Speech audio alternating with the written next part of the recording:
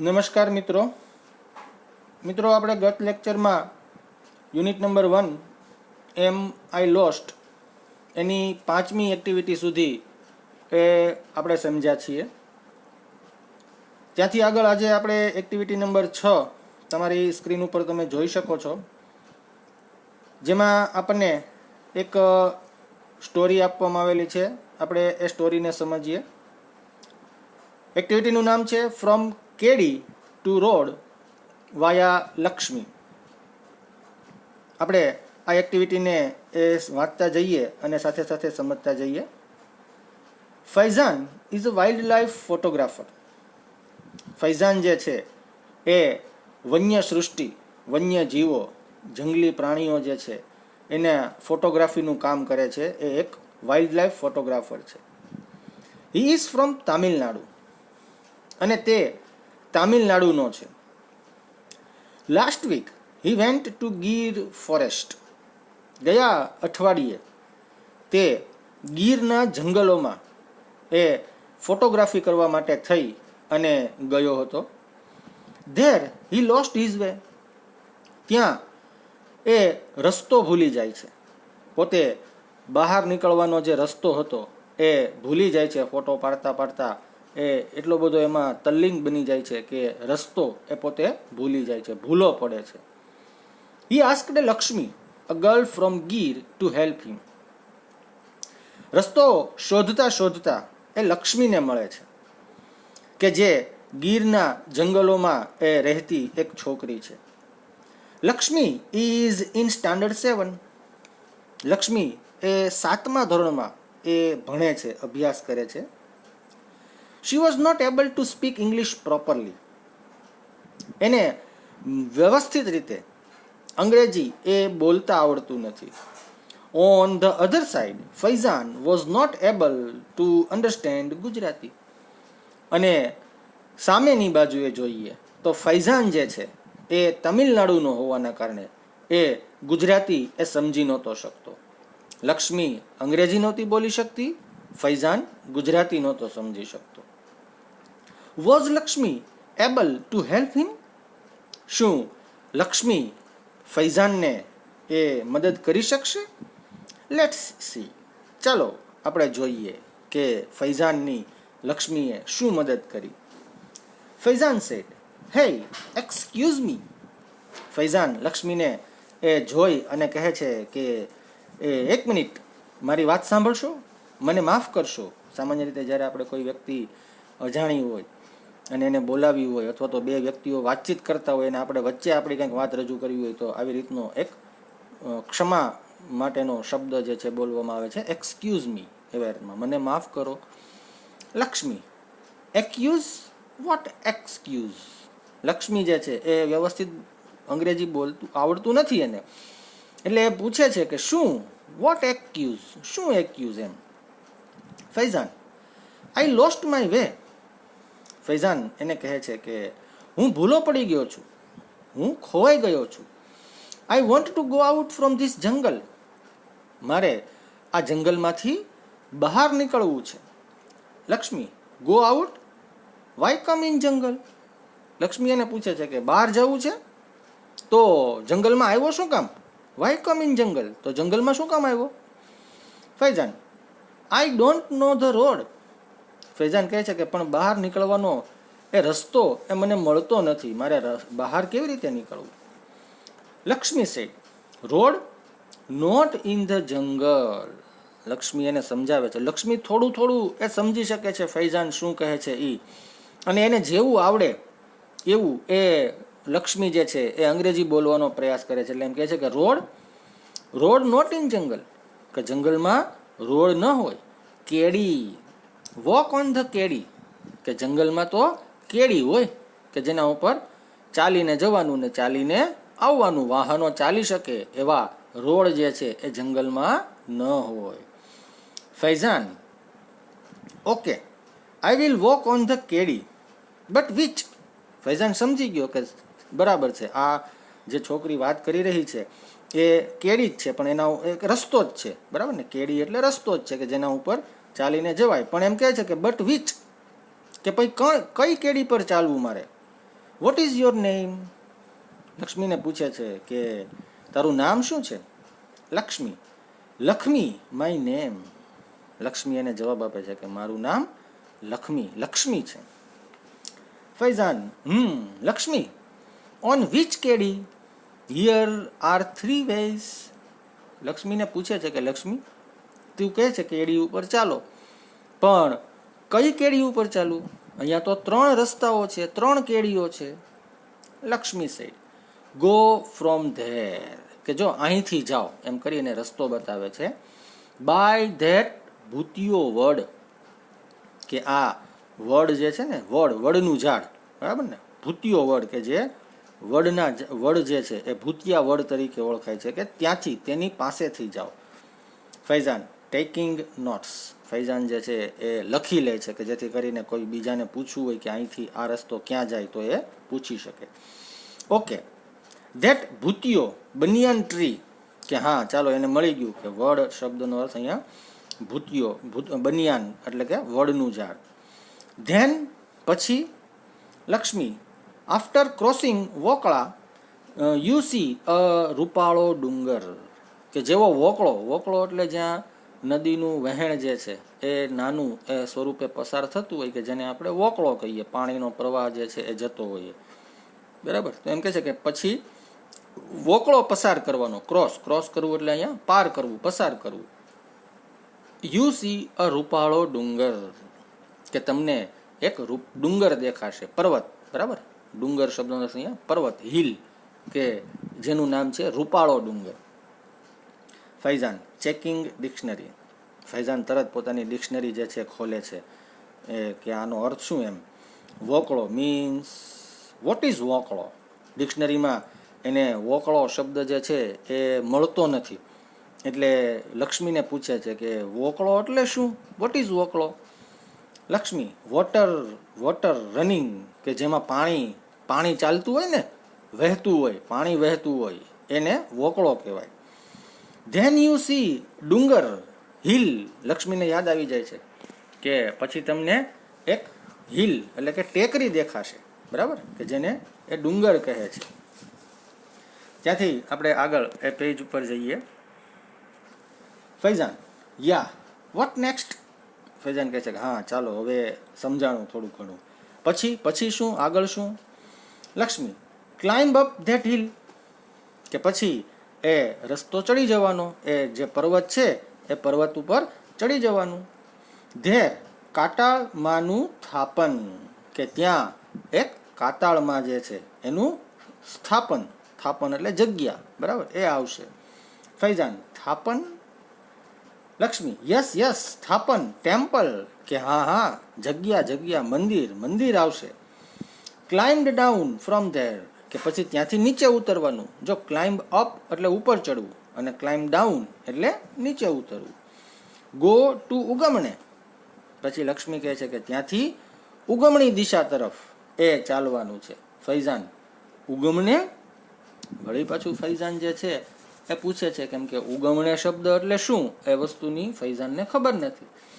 Lakshmi ઉગમણે son comes in the sky. સન એને સમજાવે છે કે ઉગમણી દિશા એટલે કઈ? તો કે જે દિશામાંથી સૂર્ય ઉગે એ દિશાને ઉગમણી દિશા કહેવાય છે. Faizan you mean to the East. Faizan કહે છે કે તારો કહેવાનો અર્થ પૂર્વ દિશા છે. Lakshmi yes East. લક્ષ્મી કહે છે કે હા પૂર્વ દિશા તરફ ચાલવાનું છે. ફૈઝાન ધેર સી દૂધિયો તલાવ આસ્ક ફોર આઈ માનો નેસ. જો અહીંયા ફૈઝાન જે લખેલું છે ને એ ખરેખર લક્ષ્મી એ બોલે છે, બરાબર. લક્ષ્મી જે છે એ બોલે છે કે ત્યાં તમે જશો ને એટલે દૂધિયો તળાવ આવશે, એક તળાવ આવશે, બરાબર, કે જેનું નામ દૂધિયો તળાવ છે. અને ત્યાં જઈને આસ્ક ફોર આઈ માનો નેસ, બરાબર, ત્યાં જઈ અને આઈ માનો નેસ એટલે અહીંયા ગામ, આપણે અગાઉ વાત થઈ છે, બરાબર, કે નેસ વિશે તમે પૂછજો, આઈ માના નેસ વિશે. ફૈઝાન સેડ તલાવ મીન્સ પોન્ડ. ફૈઝાન પોતાની ડિક્શનરીમાં જોઈએ છે તો એમાં એને ખબર પડે છે કે તળાવ શબ્દનો અર્થ થાય છે પોન્ડ એટલે તળાવ. વોટ ઇઝ ધીસ આઈ માનો નેસ? ફૈઝાનને આઈમાનો નેસ એનો અર્થ જે છે એ સમજાતો નથી, ખ્યાલ નથી આવતો, એટલે પૂછે છે કે આ આઈમાનો નેસ શું છે. લક્ષ્મી, વી લીવ ઇન કુબા, કે અમે કુબામાં રહીએ છીએ. મેની કુબાસ ધેર, સો ઇટ ઇઝ નેસ, કે ત્યાં ઘણા બધા એવા કુબા છે અને એટલા માટે એને નેસ કહેવાય છે. બરાબર, જે જંગલનો વિસ્તાર છે, બરાબર, કે જેના નાના નાના ગામ, એ ગામ જે છે એને નેસ તરીકે ઓળખવામાં આવે છે, કે જ્યાં 5, 25, 50 એ કુબા હોય, મકાનો હોય, નાના કાચા ઝૂંપડા હોય, બરાબર, કે જેને કુબા તરીકે ઓળખવામાં આવે છે. અને એવા કુબાઓનો સમૂહ એટલે કે નેસ, નેસ એટલે કે નાનકડું અમથું એવું ગામ, લોકોની વસ્તી, વસાહત. Faizan, you live in the jungle. ફૈઝાનને આશ્ચર્ય થાય છે, એ લક્ષ્મીને પૂછે છે કે શું તું જંગલમાં રહે છો? Aren't you afraid of the Lions? તને સિંહની બીક નથી લાગતી? તમે જંગલમાં રહો છો અને આ જંગલમાં તો સિંહ છે, તો શું તને સિંહની બીક નથી લાગતી? લક્ષ્મી, સાવજ, સાવજ અવર દેવતા.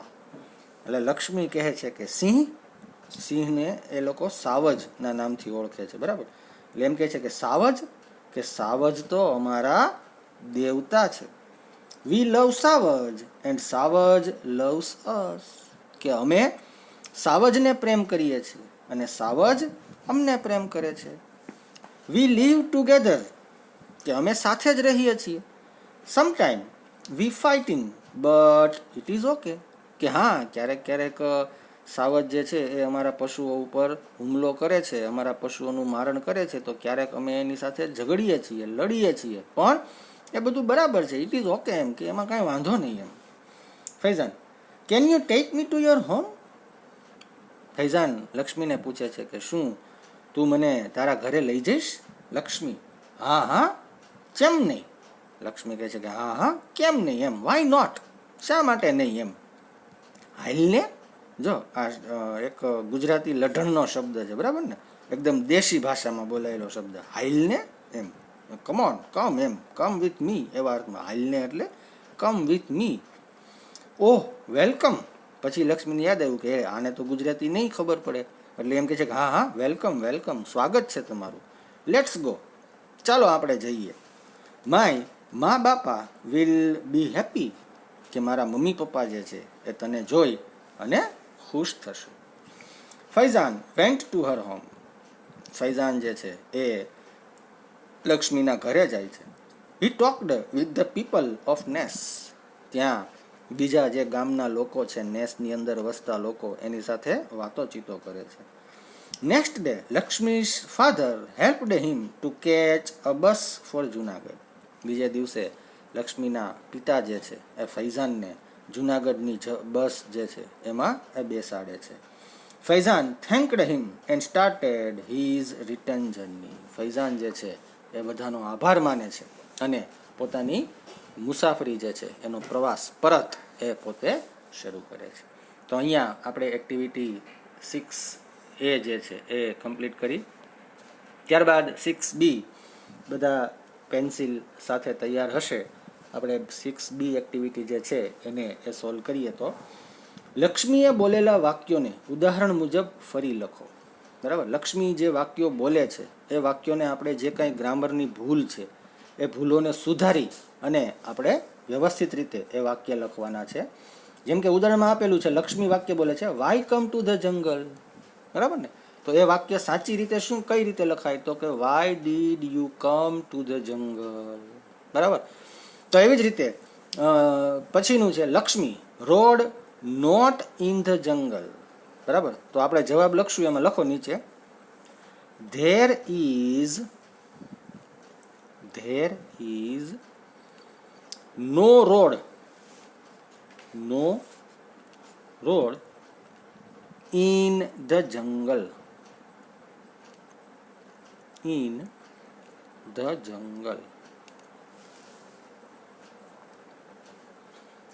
પછીનું વાક્ય જે લક્ષ્મી બોલે છે ગો ટુ ઉગમણે, બરાબર. તો સાચું વાક્ય કઈ રીતે લખશું આપણે, લખો નીચે, ગો ટુ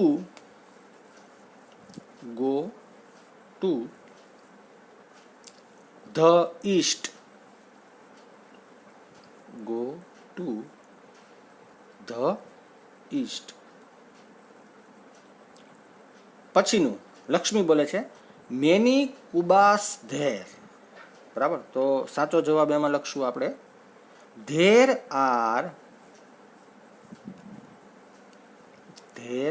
આર મેની કુબાસ. બરાબર, કુબા શબ્દ જે છે એને આપણે અવતરણ ચિહ્નમાં રાખશું. પછીનું લક્ષ્મી બોલે છે વોક ઓન ધ કેડી. બરાબર, તો આપણે જવાબ લખશું you must walk on the kedi. Walk on the કેડી.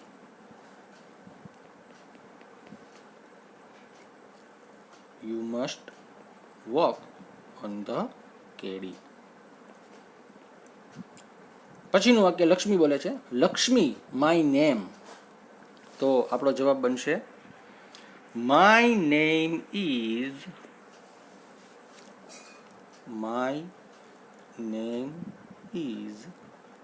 Lakshmi.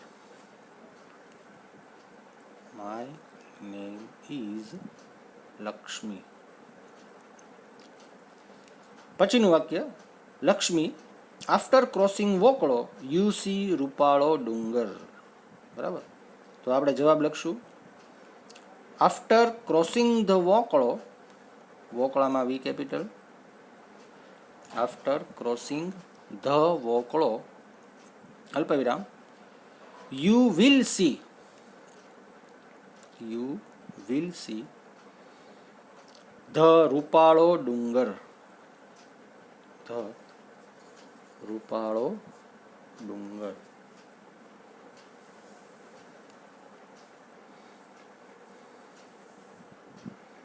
પછીનું વાક્ય લક્ષ્મી જે બોલે છે ઉગમને સન કમ્સ ઇન ધ સ્કાય. બરાબર, તો આપણે જવાબ લખશું ઇન ધ ઈસ્ટ. ઉગમણે એટલે શું થશે ઇન ધ ઈસ્ટ અલ્પવિરામ the sun rises in the east. Rises એટલે અહીંયા ઉગવું. બરાબર ને, કમ એવો અર્થ આવવું એમ ન થાય. સૂર્યના ઉગવા માટે સનરાઇઝ એવો શબ્દ યુઝ થાય. બરાબર, તો the sun rises in the east. પછીનું લક્ષ્મી બોલે છે વી લવ સાવજ એન્ડ સાવજ લવ્સ અસ. બરાબર, તો આપણે જવાબ લખશું the Lions love us. The Lions love us and we love the Lions. And we love the Lions.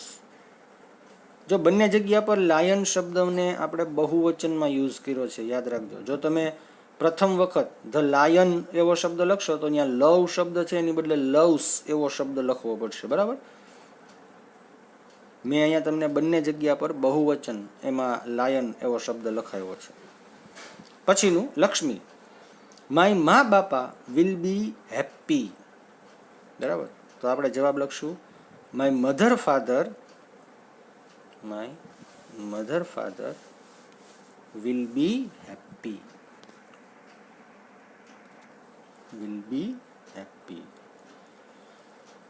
અને એક્ટિવિટી સી એમાં આપણને આપેલી છે આન્સર ધ ક્વેશ્ચન્સ. તો એમાં આપણે પ્રશ્નના જવાબ લખવાના છે. તો પહેલો પ્રશ્ન છે where is Faizan from. Faizan ક્યાંનો છે? બરાબર, તો આપણે જવાબ લખશું Faizan is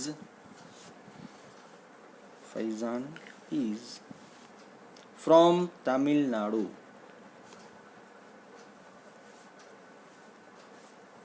Faizan is from Tamil Nadu. બીજું છે can Lakshmi talk in English. તો આપણે જવાબ લખશું નો અલ્પવિરામ Lakshmi cannot.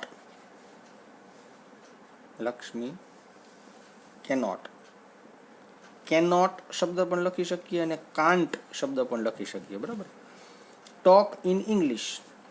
Lakshmi cannot talk in English અથવા તો Lakshmi can't talk in English. ત્રીજું, ડીડ ફૈઝાન સ્પીક ગુજરાતી? જવાબ લખશું આપણે નો, અલ્પવિરામ. Faizan did not speak. Faizan did not speak Gujarati. અહીંયા ડીડ નોટને શોર્ટમાં આપણે ડીડન્ટ એવો શબ્દ જે છે એનો પણ યુઝ કરી શકીએ. પછીનું પ્રશ્ન number 4, what was the name of the pond? જવાબ લખશું આપણે the name of the pond was, the name of the pond was Dudhiyo Talav. Dudhiyu Talav, Dudhiyu, બરાબર, દૂધિયું તલાવ. દૂધિયું તલાવ છે એ આપણે અવતરણ ચિહ્નમાં ઇન્વર્ટેડ કોમામાં રાખશું. પછીનો પ્રશ્ન number 5, did Faizan visit Lakshmi's home? જવાબ લખશું આપણે યસ, અલ્પવિરામ. Faizan visited, Faizan visited Lakshmi's house. Faizan visited Lakshmi's house.